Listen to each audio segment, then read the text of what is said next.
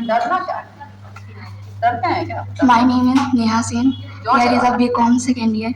जब हम लोग घर से आए तो सर्किट हाउस से पहले ही आती है एक छोटी सी जो शॉर्टकट रास्ता पड़ती है, वहाँ पे वो बच्चा था। अब पहले बहुत सारी लड़कियों को उन्होंने नहीं देखा, जब हमने देखा तो हमने सोचा ये अकेले जा रहा है, किसी के साथ नहीं जा रहा है, आखिर ये आया कहाँ से है।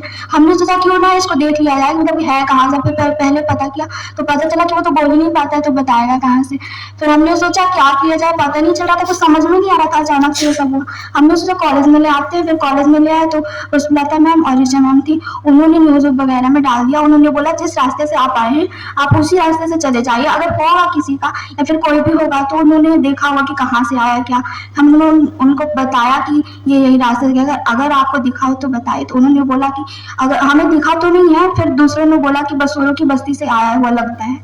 उन्होंने बोला कि आप एक बार जाके देख लीजिए। तो फिर वो पूरा हम लोग गए अंदर तक। फिर एक आई लेडीज आई, उन्होंने बोला कि बहुत रो रही थी। उन्होंने बोला कि 2-3 राउंड हम लोग रेलवे साइड से, कॉलेज साइड से, पूरी रोड मैंने चेक कर ली। उन्होंने बोली 2-3 लड़कियां थी, बोले हम खाना देने लगे, बनाने लगे, तो उतने में वो निकल गया और हमें पता नहीं चल पाया। देखो ये जो बेटी है ना, ये काम करके आई है तो ये इतनी ठंड में ये पसीने में भरी हुई है, एक्साइटमेंट है, ये गर्म ना गीली गीली लग रही है मेरे को।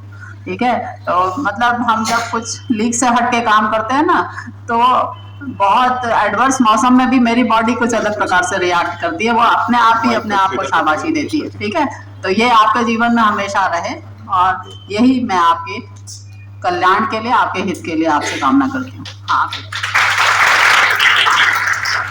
मेरा नाम सुचिता सिंह है, मैं बरैना से आती हूँ। यहाँ सतना से 30 किलोमीटर दूर है, हम लोग साथ में ही आते हैं। नेहा हो गया, सब बता ही दिए कैसा क्या हुआ, साथ ही में थे दोनों लोग। बस मेरा यही निवेदन है आप सभी से, सभी बहनों से, कि आपके सामने भी ऐसा कुछ हो, कोई बच्चा दिख रहा है या और कुछ हो रहा है, उसकी प्लीज मदद करिएगा सब कोई। मैं डॉक्टर ऋचा खत्री और पुष्पलता सिंह के भी आभारी हूँ, जिन्होंने हमारी छात्राओं को मदद की और जो भी गुमा हुआ बच्चा था उसको उसके पेरेंट्स तक पहुंचाने में उनकी भूमिका महत्वपूर्ण थी। मैं उनके प्रति भी कृतज्ञता एवं आभार व्यक्त करती हूँ। धन्यवाद। ये फोटो खींच लो।